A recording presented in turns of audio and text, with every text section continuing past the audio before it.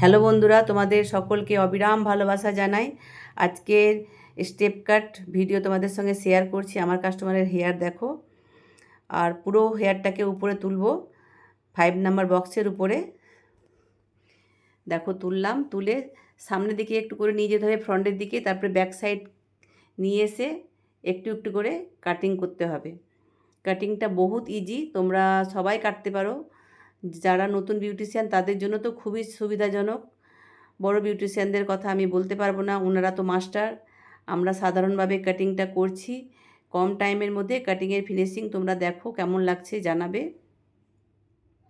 এবার উপরে চুলটা ধরলাম হাফ করে নিয়ে, হাফের কম, একটু কম বেশি, মানে হাফ থেকে একটু কম নিয়ে কাটিংটা করে ফেললাম। দেখো কাটিংটা বন্ধুরা তোমাদের কেমন লাগছে। এই কাটিংটা হয়ে গিয়েছে। এবার ফিনিশিংয়ের জন্য একটু ব্লু ডায়ার চালাতে হবে। ব্লু ডায়ারটা খুব টেম্পারে দেওয়া যাবে না, মিডিয়াম টেম্পার দিয়ে চালাও। চালানোর পর সেট হয়ে যাবে হেয়ারটা। দেখো হালকা হালকাভাবে হেয়ার ডায়ারটা চালানো হচ্ছে প্রত্যেকটা স্টেপের সেকশনকে ধরে। কখনো কম ভোল্টেজ দিবে, কখনো বেশি দিবে, এভাবে চালাবে।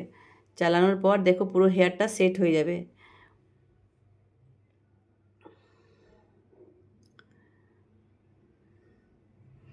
দেখো পুরো হেয়ারটা আমি ধরে নিয়েছি, সেট হয়ে গেছে। এবার একটু তোমরা দেখো ভলিউমটা বাড়লো আগে থেকে।